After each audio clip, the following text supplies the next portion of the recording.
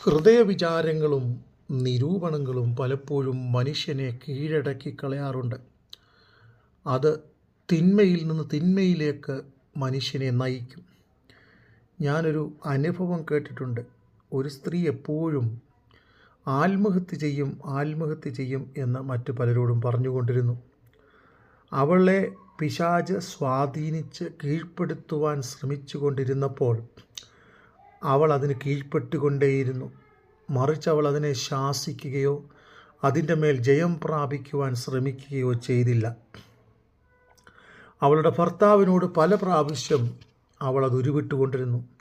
അദ്ദേഹവും അത് കേട്ട് വിട്ടതല്ലാതെ അതൊരിക്കലും ശാസിക്കുകയോ അതിനെ ജയിക്കുവാൻ അവസരം കൊടുക്കുകയോ ചെയ്തില്ല.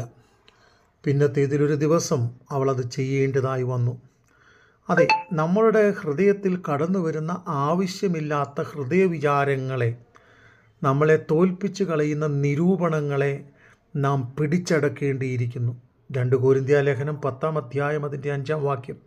ഏത് വിചാരത്തെയും ക്രിസ്തുവിനോടുള്ള അനുസരണത്തിനായി പിടിച്ചടക്കണം.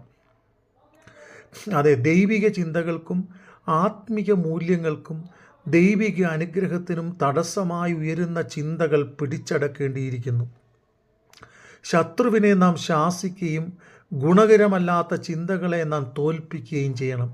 അതിനുവേണ്ടി ആത്മാവിൽ ബലവും ആത്മാവിൽ അനുഗ്രഹവും നാം പ്രാപിക്കേണ്ടിയിരിക്കുന്നു.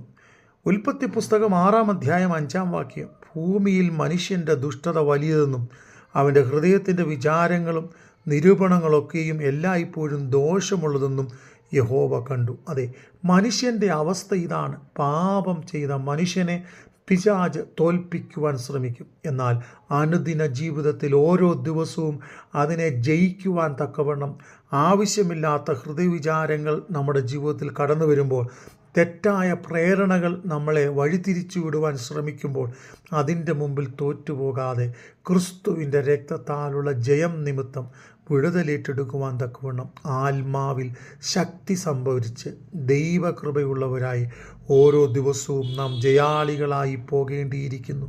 അതിനുവേണ്ടി നമ്മെ തന്നെ ഒരുക്കാം. ദൈവം നമ്മെ സഹായിക്കട്ടെ.